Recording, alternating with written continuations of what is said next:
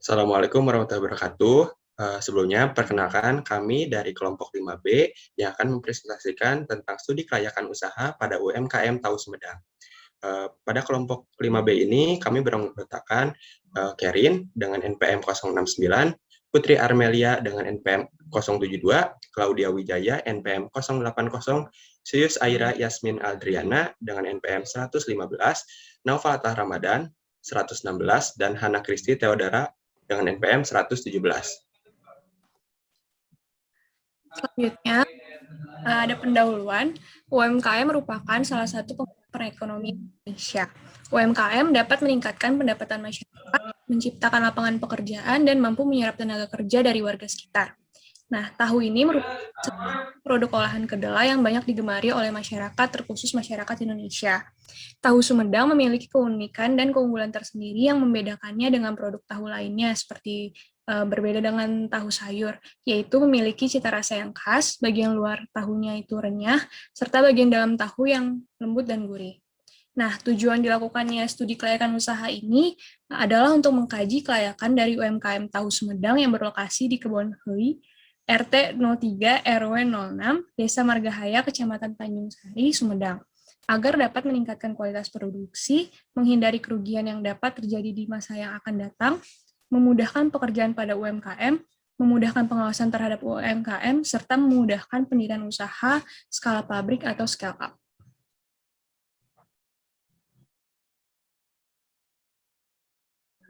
Selanjutnya, untuk aspek hukum, pada kondisi saat ini masih berbentuk UKM, tetapi masih diatur oleh perseorangan. Kedua, belum terdaftar pada tingkat kabupaten. Ketiga, surat izin usahanya masih belum jelas. Dan keempat, izin bangunan dimiliki oleh pihak ketiga. Dengan rencana scale up-nya adalah legalitas lokasi, surat izin keramaian, surat izin mendirikan bangunan, legalitas produk seperti PIRT, GMP, dan juga halal, dan juga legalitas badan usaha seperti SUP atau NPWP, dan juga bentuk usahanya. Sedangkan pada aspek pasar untuk kondisi saat ini, penjualannya hanya tersedia secara offline. Pendistribusian umumnya dilakukan ke pasar dan juga Kota Lembang melalui kenalan pemilik pabrik. Untuk konsumen dapat membeli secara langsung ke pabrik, dan untuk saat ini penjualan secara online masih dirasa sulit mengingat daya simpannya yang masih kurang. Dengan rencana scale up yang ingin kami kembangkan adalah penjualan melalui booth, bekerja sama dengan GoFood dan GrabFood, dan juga membuat akun media sosial.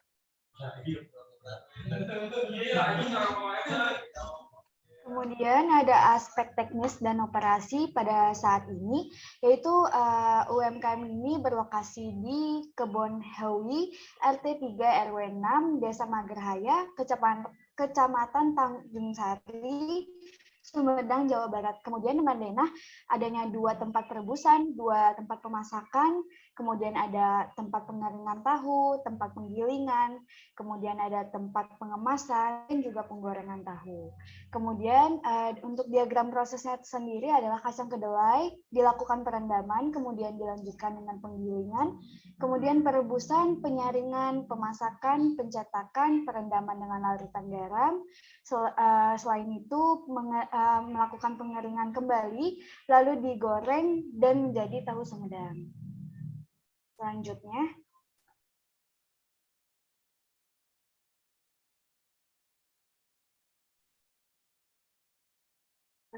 setelah itu kami merencanakan scale up pada UMKM Tahu Sumedang yang dianalisis dari aspek-aspek teknis. Yang pertama itu kita mau memindahkan lokasi pabrik yang tadinya di Tanjung Sari, mungkin akan kita pindahkan ke tempat yang lebih besar, tapi masih di daerah Tanjung Sari. Dari tata letaknya, penentuan tata letak pabrik tahu Sumedang dilakukan dengan pertimbangan AFC. Setelah itu, untuk diagram prosesnya, yaitu penerimaan bahan baku, sortasi, perendaman, penggilingan kacang kedelai, perebusan, penyaringan, pembibitan dengan menggunakan asam cuka, pencetakan, pemotongan tahu, pengeringan, penggorengan, dan quality control, serta pengemasan. Berikut ini merupakan diagram flow untuk proses produksi yang sudah di scale up. Next.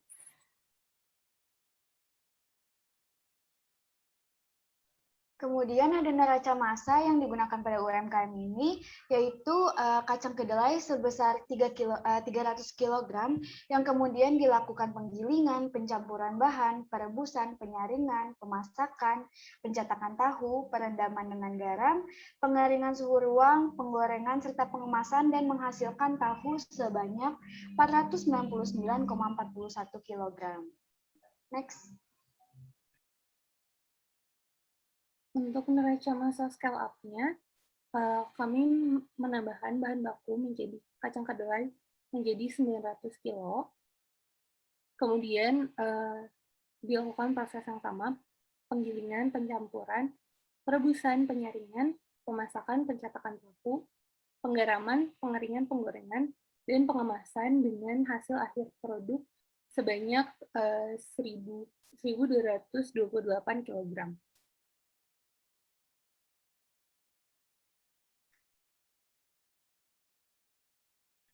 Dalam membuat tahu Sumedang, maka diperlukan perhitungan neraca energi. Pada saat ini terdapat 3 neraca energi, yaitu energi perebusan, di mana dihasilkan kalor sebesar 134.566,1 kJ. Kemudian ada pemasakan yang membutuhkan kalor 151.750,46 kJ dan juga penggorengan yang membutuhkan kalor sebesar 114.526,76 kJ. Untuk neraca energi yang scale up, kurang lebih kami membutuhkan 3 kali energi lebih besar dari kondisi saat ini, yaitu untuk perebusannya dibutuhkan sebanyak 469,8,1615 kJ, untuk pemasakannya 455,275,35 kJ. Buat yang penggorengan dibutuhkan kalor sebanyak 490, 13,443 kJ. Berikut ini adalah analisis ARC yang telah kelompok kami rancang. Jadi, analisis ARC ini kami rancang untuk menentukan seberapa penting kedekatan antara satu unit produksi dengan ruangan lainnya. Jadi, dari ARC ini dapat dilihat bahwa hubungan antara ruang penerimaan bahan baku dan sortasi dengan ruangan perendaman dan penggilingan adalah absolutely important atau penting mutlak dengan alasan karena adanya urutan aliran kerja dan aliran material. Hal yang sama juga diterapkan pada hubungan antara ruang perendaman dan penggilingan dengan ruang perebusan dan penyaringan. Berikutnya juga dengan antara ruang perebusan dan penyaringan dengan ruang pemasakan dengan ruang pencetakan dengan ruang pengeringan, ruang pengeringan dengan ruang penggorengan, dan ruang penggorengan dengan pengemasan. Kemudian dapat dilihat juga bahwa hubungan antara fasilitas umum seperti WC, klinik, dan ruang meeting dengan ruangan lainnya itu adalah biasa saja. Maksud saya tidak penting. Untuk tempat limbah, hubungan antara tempat limbah dengan ruang perendaman dan penggilingan, kemudian dengan ruang perebusan dan penyaringan, kemudian dengan ruang pemasakan dan ruang pencetakan adalah adalah penting mutlak karena dari ruang-ruang tersebut akan dialirkan limbah ke tempat limbah. Jadi alasan kami memberikan penting mutlak adalah untuk karena alasan adanya bising, kotor, debu, dan untuk keamanan. Berikutnya. Dari hubungan kedekatan antar fasilitas di ruang produksi dapat dilihat bahwa ada 8 unit produksi. Nah, untuk yang garis merah seperti yang dapat dilihat dari ruang 1 ke 2, ruang 2 ke 3, ruang 3 ke 4, ruang 4 ke 5, ruang 5 ke 6, dan ruang 6 ke 7, dan ruang 7 ke 8, itu artinya penting mutlak. Kalau untuk yang warnanya hijau, itu artinya sangat penting. Kalau untuk yang berwarna kuning, itu artinya biasa saja. Next. Selanjutnya di sini ada gambar denah untuk gambaran 2D-nya. Di sini bisa dilihat untuk kode A adalah ruangan dari ruang penerimaan dan sortasi bahan baku. Dia berluas 125 meter persegi. Untuk kode B adalah ruang perendaman dan penggilingan dengan luas 150 meter persegi. Kode C adalah ruang perebusan dan penyaringan dengan luas 150 meter persegi. Untuk kode D adalah ruang pemasakan dengan luas 125 meter persegi. Kode E, ruang pencetakan dan pemotongan, 100 meter persegi. Kode F, ruang pengeringan dengan luas 150 meter persegi. Kode G, ruang penggorengan, 156,25 meter persegi. Kode H, ruang pengemasan, 125 meter persegi. Kode I, loker wanita dengan 25 meter persegi. Kode J, loker pria, 25 meter persegi. Kode K, toilet wanita, 25 meter persegi juga. Kode L, untuk toilet pria, sama. Kode M untuk ruang kerja 50 meter persegi, kode N untuk pantry 25 meter persegi, kode O tempat pengolahan limbah 150 meter persegi, untuk kode P adalah musola 100 meter persegi, untuk kode Q merupakan klinik 50 meter persegi, untuk R pos satpam 9 meter persegi, untuk S adalah kantin 150 meter persegi, untuk T tempat parkir motor dengan luas 300 meter persegi, dan untuk U tempat parkir mobil dengan luas yang sama. Selanjutnya, untuk gambaran 3D bisa dilihat seperti ini untuk eksterior pabriknya. Bisa di next lagi untuk melihat dari posisi interior, dan di next lagi itu ada bagian luar pabrik melalui sisi kiri. Selanjutnya ada untuk sisi kanan. Selanjutnya lagi bisa dilihat untuk tampak belakang pabrik, dan di dalam ada tampak dalam pabrik melalui sisi kiri. Selanjutnya ada sisi kanan, dan selanjutnya ini bagian belakang pabrik. Boleh di next lagi. Nah, ini untuk tempat pengolahan limbah pada industri tahu ini. Boleh di next. Selanjutnya ada utilitas. Untuk pabrik tahu Sumedang ini dilakukan perhitungan terhadap 4 utilitas, yaitu ada utilitas listrik, air, solar, dan gas LPG. Nah, untuk total kebutuhan utilitasnya itu per hari itu 111.931. Untuk total per bulannya itu ada 3.389.000.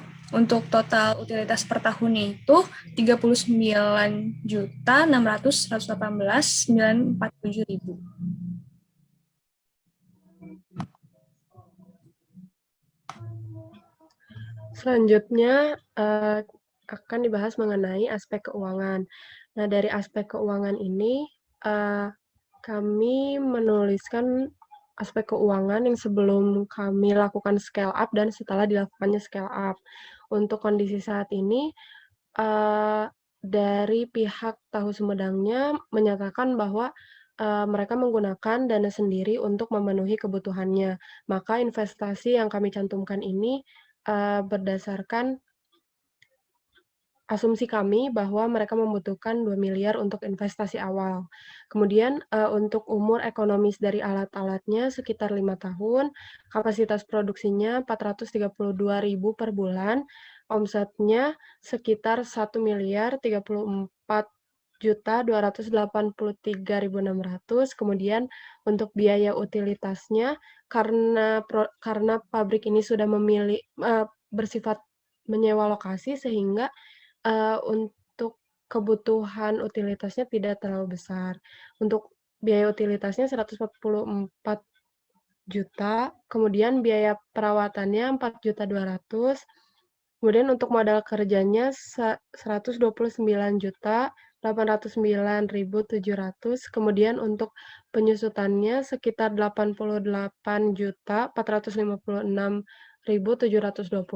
Berdasarkan data yang sudah kami dapatkan dari pihak Tahu Sumedang, kami menghitung payback period, average range of return, kemudian IRR, kemudian PI dan BEP-nya. Berdasarkan hasil perhitungan tersebut, didapat kesimpulan bahwa perhitungan mengenai payback period, NPV, kemudian ARR, IRR, dan PI itu layak untuk dijalankan Tahu Sumedang ini, karena melebihi dari standar UKM. Kemudian, untuk kondisi scale up, seperti yang sudah dipaparkan sebelumnya oleh rekan saya, kami mau melakukan perhitungan ulang mengenai kenaikan produksi yang tentunya dipengaruhi oleh pengembangan dari penggunaan energi serta alat-alat serta utilitas yang sudah dihitung. Nah, untuk kenaikan produksinya dari 432.000 menjadi 30.974.580. Kemudian karena membutuhkan biaya yang besar sehingga kami mengasumsikan bahwa pabrik ini membutuhkan pinjaman bank dengan 50% dengan bunga pengembalian 20%.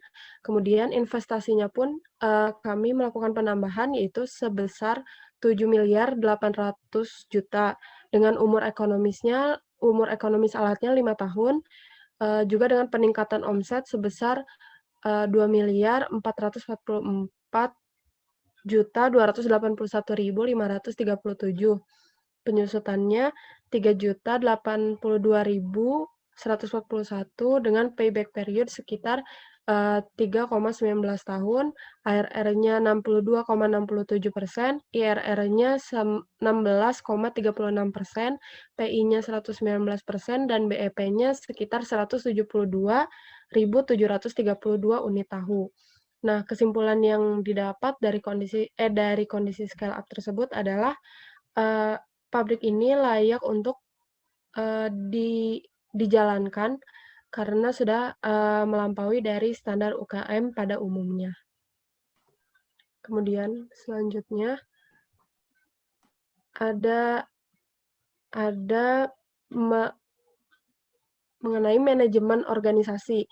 Nah, untuk manajemen yang dilakukan saat ini masih dipegang langsung oleh pemilik usaha yang dibantu oleh 10 tenaga kerja di bagian produksi. Untuk rencana scale up-nya, yang pertama adalah pengembangan manajemen, yaitu secara internal dan eksternal. Kemudian ada pembuatan struktur organisasi sehingga komunikasinya lebih mudah dilakukan dan bisa meminimalisir miskomunikasi. Kemudian ada pembagian peran dan tugas, serta penambahan pembagian tugas, yaitu adanya Departemen Pengawasan, Produksi, Marketing, serta ada bagian staff dari Research and Development.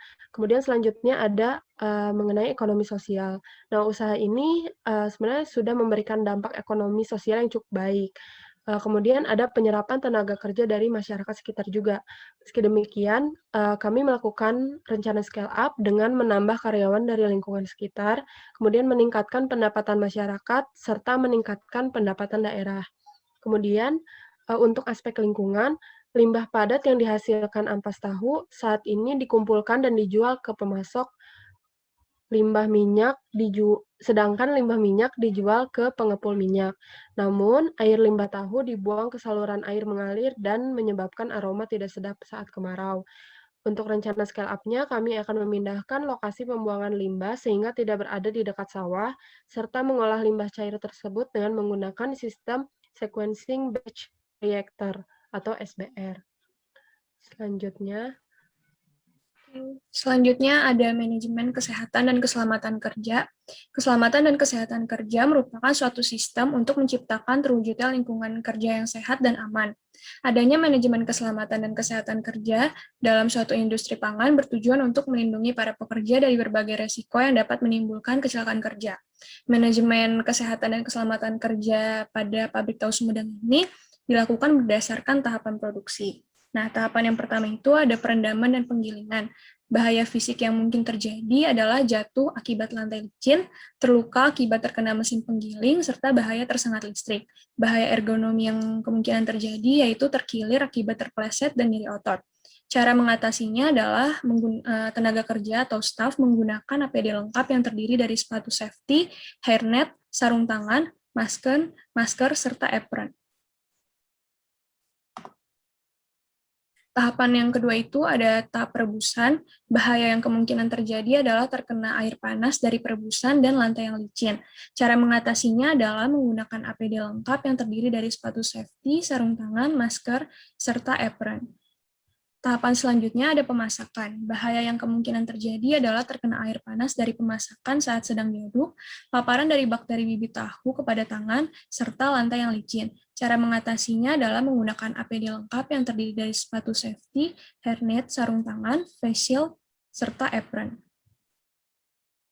Untuk tahapan berikutnya adalah tahap pencetakan, pemotongan, dan pengeringan.